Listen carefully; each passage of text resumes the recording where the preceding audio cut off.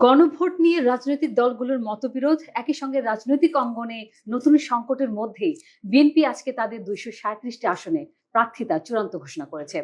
এর মধ্যে খালেদা জিয়ার 3টি আসন ঘোষণা করা হয়েছে, বগুড়া 7, ফেনী 1 এবং দিনাজপুর 3। এবং তারেক রহমান লড়বেন বগুড়া 6 আসন থেকে। তার মানে খালেদা জিয়া নির্বাচনে অংশ নিচ্ছেন। সারা বাংলাদেশে কিন্তু এক ধরনের নির্বাচনের উত্তাপ শুরু হয়ে গেছে। আজকে আমরা নিউজ রুম লাইভ থেকে আলোচনা করব একই সঙ্গে বাংলাদেশের নির্বাচন, গণভোট এবং বাংলাদেশের যে নতুন করে একটি সংকট তৈরি হয়েছে গণভোট নিয়ে, সেটি নিয়ে আলোচনা করব। দর্শক, তার আগে সবাইকে স্বাগত জানাচ্ছি নিউজ রুম লাইভ থেকে। আমি সাথে আছি মৌসুমী সুলতানা। আমার সঙ্গে বাংলা নিউজ 24 লাইভে যুক্ত রয়েছেন সহকর্মী মিনহাজ চৌধুরী। মিনহাজ, একটু আপনার কাছে যেতে চাই। আজকে সারা বাংলাদেশে একটা নির্বাচন উত্তাপ শুরু হয়ে গেছে। আমরা দেখছি কিছুক্ষণ আগেই বিএনপি তাদের জরুরি একটা সংবাদ সম্মেলন করেছে। সেখানে তারা 237টা আসনে প্রার্থিতা ঘোষণা করেছে।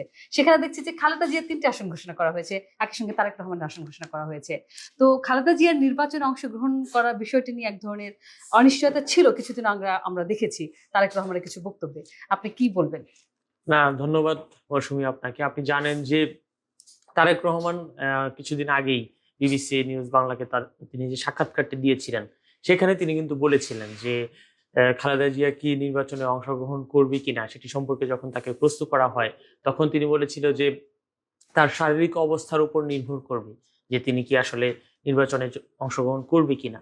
এবং তিনি সাথে সাথে আরো বলেছিলেন যে এর আগেও গণতন্ত্র পুনরুদ্ধারে এবং গণতন্ত্রের বিভিন্ন কাজেই আমরা দেখেছি যে খালেদা জিয়া নিজেকে আসলে কাজে লাগিয়েছেন এবং তিনি জনগণের সাথেই কাজ করেছেন। তো সেটি আজকে প্রমাণ হলো, যেহেতু আপনি জানেন যে এভার কেয়ারে তিনি কিছুদিন পর পরই হয়তো তার শারীরিক বিভিন্ন সমস্যার কারণে যেতে হয়। এবং তিনি আওয়ামী লীগ সরকারের সময়কার থেকেই, তিনি যখন জেলে যাওয়ার পর থেকেই তিনি আসলে অনেকটা অসুস্থ হয়ে পড়েন। এরপর পরই তিনি হাঁটাচলা সেভাবে করতে পারেন না। মাঝে মধ্যে হয়তো স্বাস্থ্য অবনতি হওয়ার পর তার একটি জরুরি অবস্থায় তিনি চিকিৎসকদের কাছে যেতে হয়। এমন একটি পরিস্থিতি যখন, সেই সময়টাতে আমরা যখনই দেখেছি যে খালেদা জিয়া তিনি কিন্তু এখন 3টি আসনে তিনি ভোটে লড়বেন। এবং যেই নির্বাচন নিয়ে আসলে কথা হচ্ছিল যে ফেব্রুয়ারির প্রথম সপ্তাহে রাজনৈতিক দলগুলো সবাই আসলে কথা বলছিল যে নির্বাচন হবে এবং সরকারের পক্ষ থেকেও বারবার বলা হচ্ছে, সেই অবস্থায় এখন আজকে আপনি যেটি শুরুতেই বলছিলেন যে রাজনৈতিক যে মতবিরোধগুলো আছে বিভিন্ন রাজনৈতিক দলগুলোর মধ্যে, সেগুলোর বলা যায় যে আজকে এক ধরনের ছক্কাই মেরে দিল বিএনপি। যে হঠাৎ করে আজকে হয়তো সকালে আপনার উপদেষ্টা মণ্ডলীর একটি জরুরি বৈঠক ছিল, এরপরে অনেক ধরনের আলোচনা হলো, এরপর আজকে হয়তো বিকেলের দিকে আমরা ভাবছিলাম যে হয়তো গণভোট অথবা এসব ব্যাপার নিয়ে আলোচনা হবে, কিন্তু বিএনপি হঠাৎ করে যে ধরনের সিদ্ধান্তটি দিল সেটি আসলে চমক পাওয়ার মতো। এবং সবচেয়ে আরো বেশি চমক পাওয়ার মতো যেটি বলছিলেন যে খালেদা জিয়ার 3টি আসনে নির্বাচন করা। এবং যদিও তারেক রহমান এখনো দেশে ফিরেননি, তবে তিনি কোন আসনটিতে নির্বাচন করবেন সেটিও কিন্তু দল থেকে জানিয়ে দেওয়া হয়েছে। তাই আমি বলতে চাচ্ছি যে এখন মোটামুটি বলাই যায় যে নির্বাচনের যে ট্রেন সেটি যাত্রা শুরু করছে। হয়তো অন্যান্য রাজনৈতিক দলগুলো খুব দ্রুত তাদের যে সম্ভাব্য প্রার্থী তাদের নাম ঘোষণা করবে।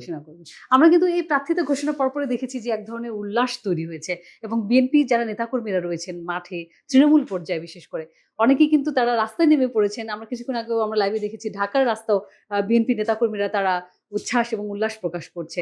এবং এই যে নির্বাচনের একটা আপনি বলছিলেন ট্রেনের যাত্রা শুরু হয়ে গেছে, নির্বাচন নিয়ে যে এক ধরনের একটা অনিশ্চয়তা তৈরি হয়েছিল বিশেষ করে গণভোটকে কেন্দ্র করে, সেটি কি মনে হয় কিছুটা অনিশ্চয়তা কাটার পথে যাচ্ছে নির্বাচনটা, এরকম মনে হচ্ছে? না, আপনি যদি দেখেন যে গত কয়েকদিন ধরেই যে রাজনৈতিক দলগুলো আছে, বিএনপি, জামায়াত, এনসিপি, এই দলগুলোই তো মূলত বেশি আসলে পরস্পর বিরোধী কথাবার্তা বলছে বিভিন্ন রাজনৈতিক টকশো থেকে শুরু করে বিভিন্ন ধরনের সংবাদ সম্মেলনে। কেউই কিন্তু আসলে নির্বাচন যে আপনার ফেব্রুয়ারির শুরুর দিকে হওয়ার বিপক্ষে কেউই নেই, অথবা নির্বাচন ফেব্রুয়ারির প্রথমার্ধে হওয়া প্রয়োজন সেটি নিয়ে কিন্তু কারোর আসলে মতবিরোধ নেই। সবাই আসলে যে ব্যাপারটি নিয়ে বারবার আলোচনা করছি সেটি হচ্ছে যে হয়তো মতবিরোধ যেটি নিয়ে আছে যে সেটি হচ্ছে যে গণভোট কি নির্বাচনের দিনই হবে নাকি আগে হবে, সেগুলো নিয়ে আসলে সকলের এক ধরনের মতবিরোধ আছে। বিএনপি সহ কয়েকটি দল চাচ্ছে যে আপনার ভোটের দিনই গণভোটটি হোক, আর জামায়াত সহ বিভিন্ন ধরনের যে ইসলামিক দলগুলো আছে তারা বলছে যে আপনার নভেম্বরের মধ্যেই যেন গণভোটটি হয়। তবে নির্বাচন কেন্দ্রিক কিন্তু সকলেই ভাবছে। ইতিমধ্যে আপনি জেনে থাকবেন যে এনসিপিও জানিয়েছে তারা ৩০০ আসনে তাদের প্রার্থী ঘোষণা করবে। জামায়াতও বলছে এই ধরনের কথা। এছাড়া জামায়াত মোটামুটি তাদের আসনগুলোতে যারা প্রার্থী তারা মোটামুটি নিশ্চিত করেই রেখেছে। বিভিন্ন জায়গাতে আমরা দেখছি যে জামায়াতের একই আসনে ২ জনকে আমরা দেখছি না নির্বাচনের তারা সম্ভাব্য লড়তে। তারা একজন করেই তারা প্রচারণা চালাচ্ছেন। এবং আজকে বিএনপির ২৩৭টি যে আসনে তারা আপনার প্রার্থিতা ঘোষণা করেছে সেটির মাধ্যমেই নিশ্চিতভাবে বলা যায় সব রাজনৈতিক দলগুলোই তারা নিজেদেরকে গুছিয়ে নিচ্ছে। হয়তো বিএনপি বাকি যে আপনার আসনগুলো ফাঁকা রেখেছে, হয়তো তাদের যে শরিক দলগুলো হবে জোটের, অবশ্যই একটি জোট করে হয়তো তারা নির্বাচনের কথা ভাবছে। তো সব রাজনৈতিক দলগুলো এখন বলা যায় যে নির্বাচনের মুখী, কারণ নির্বাচনের যেহেতু আর বেশি সময় নেই। যদি সরকার ঘোষিত যে সময়টি যে ফেব্রুয়ারির শুরুর দিকে হবে, তাহলে বলা যায় যে এখন সবাই নির্বাচনের প্রস্তুতিটি নিচ্ছে। নির্বাচনের বিএনপি নির্বাচনে অংশগ্রহণ সব ক্ষেত্রে আরেকটি বিষয় নির্ভর করছে তারেক রহমানের দেশে ফেরার বিষয়টা। তারেক রহমান কিন্তু এখনো দেশে ফেরেননি এবং এটিও নিয়ে কিন্তু এক ধরনের অনিশ্চয়তা কিংবা নেতাকর্মীদের ভিতরে যে ধরনের প্রাণচাঞ্চল্য আরো বেশি তৈরি হওয়ার কথা সেটিও এখনো তৈরি হয়নি। আপনার কি মনে হয় তারেক রহমান দেশে ফেরাটা কি খুব শীঘ্রই হবে নাকি দেশে ফেরাটার উপরও তো নির্বাচন অনেক কিছু নির্ভর করছে। তো তারেক রহমান দেশে ফিরতে দেরি হচ্ছে কেন? না, আসলে সরকার থেকেও বারবার বলা হচ্ছে যে তারেক রহমানের এখন দেশে ফেরার কোনো ধরনের বাধা নেই। এছাড়া মানে আইনগত কোনো ধরনের বাধা নেই এবং দল থেকেও বলা হচ্ছে। তবে এটা আসলে এখন নিশ্চিতভাবে বলা যাচ্ছে না যে তিনি কি কারণে আসলে তার দেরিটি হচ্ছে।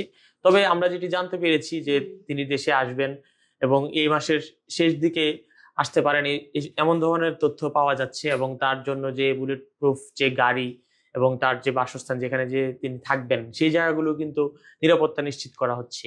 এবং তারেক রহমান সহ খালেদা জিয়া যেহেতু ৩টি আসনে লড়বেন, সো তারা যেহেতু একটি দলের প্রধান হিসেবে আছেন, তাদের চলাফেরায় অবশ্যই একটি বড় রাজনৈতিক দলের প্রধান হিসেবে তাদের নিরাপত্তার একটি ব্যাপার আছে।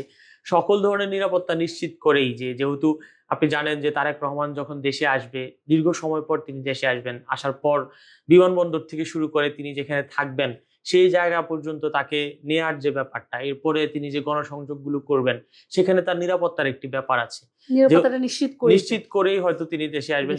সেই জন্যই হয়তো দেরি হচ্ছে। যেহেতু আজকে তো অনেকটা নিশ্চিতই হওয়া গেল যে তিনি নির্বাচনের অবশ্যই আগেই ফিরবেন, যেহেতু তার আসনটা ঘোষণা হলো।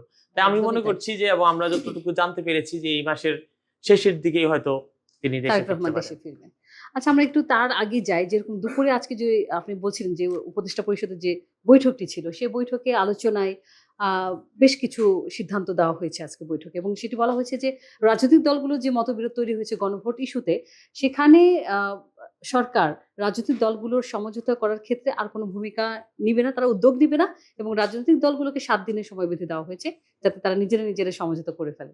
তো এই বিষয়টিকে আপনি কিভাবে দেখছেন? আপনি জানেন যে দীর্ঘ একটি সময় জাতীয় ঐকমত্য কমিশন তারা বৈঠক করেছে এবং প্রতিদিন নাস্তা লাঞ্চ এসব করতে করতে অনেকে বলল যে এটা আসলে কি ধরনের কমিশন, এসব নিয়ে অনেক ধরনের সমালোচনাও হয়েছে এবং প্রায় ৯ মাস ধরে এই আলোচনার পর একটি জুলাই সনদ স্বাক্ষর করলো অনেকগুলো ৪-৫টি বাম রাজনৈতিক দল সহ এনসিপি সহ কয়েকটি দল তারা স্বাক্ষর করেনি। বাকি মোটামুটি অনেকগুলো দলই প্রায় ২৪টি দল ২৫টি দল তারা স্বাক্ষর করেছে।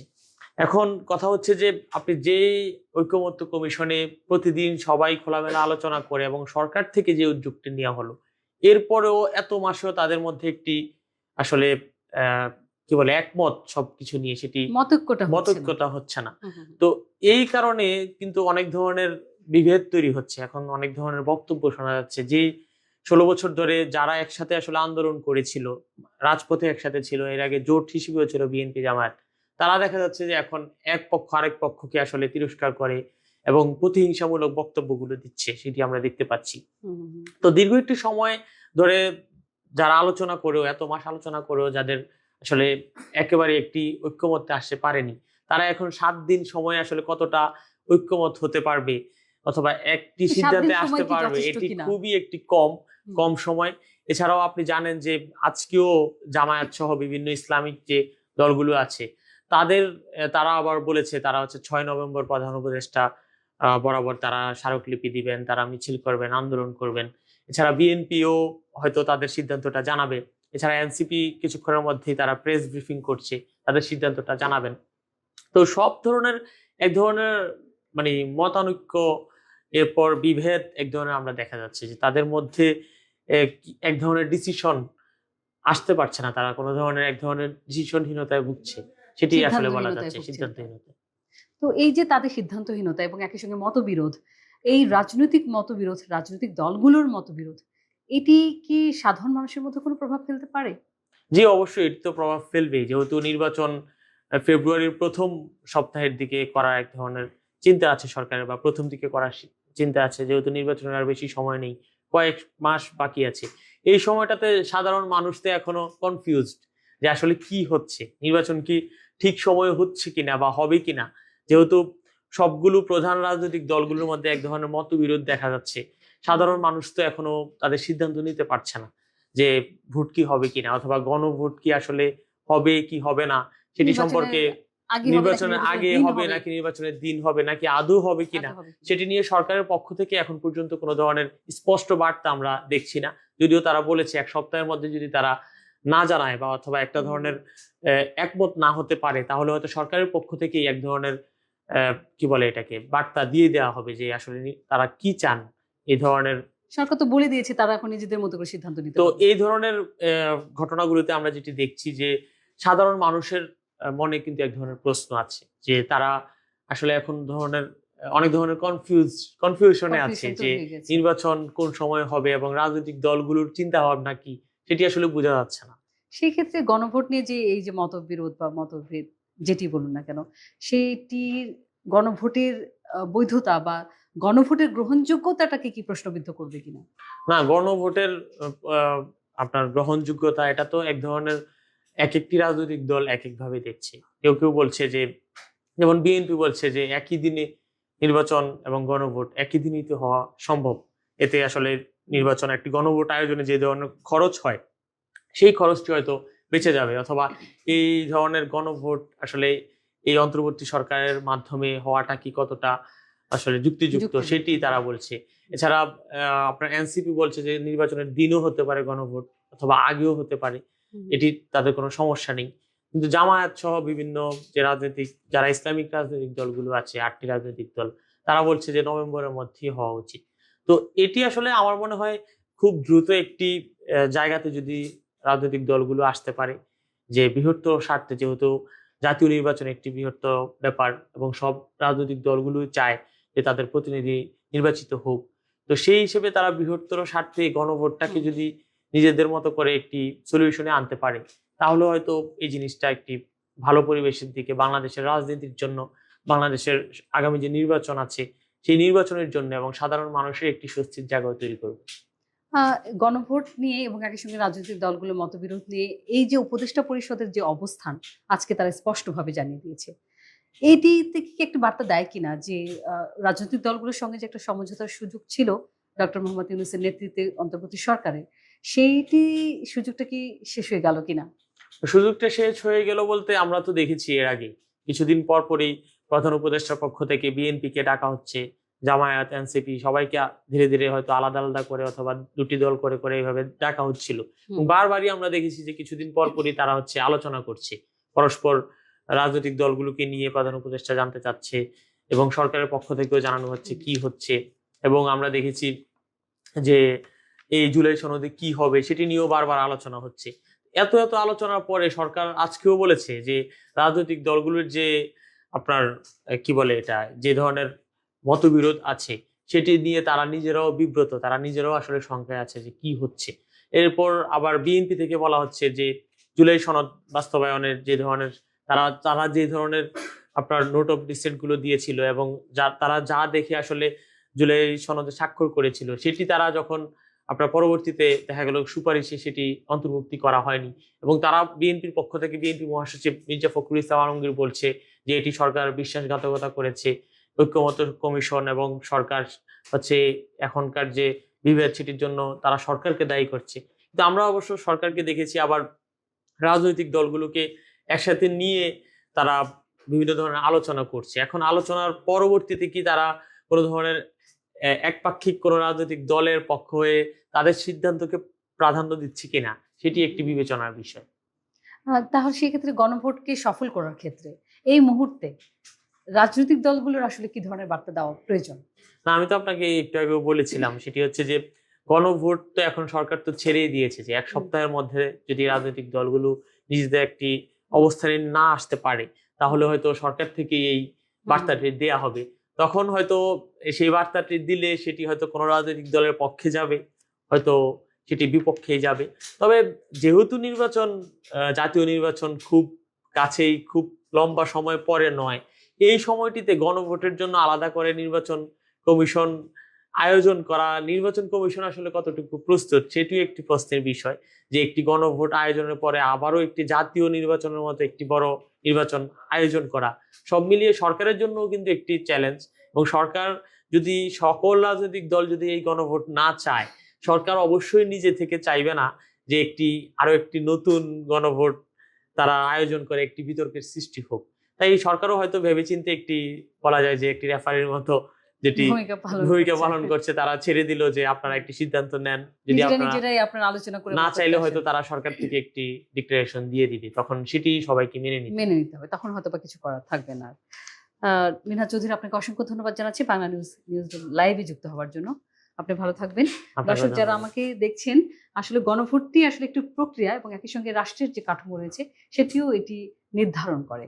তো অন্তর্বর্তী সরকারের উপদেষ্টা পরিষদ থেকে আজকে রাজনৈতিক দলগুলোর যে 7 দিনের সময় বেঁধে দেওয়া হয়েছে, এই 7 দিনের মধ্যে রাজনৈতিক দলগুলো এখন কতটা মতৈক্যে পৌঁছতে পারে সেটি আসলে দেখবার বিষয়। যে যেখান থেকে দেখছেন সবাই ভালো থাকবেন, সুস্থ থাকবেন, সবার জন্য শুভকামনা এবং সবার জন্য শুভরাত্রি।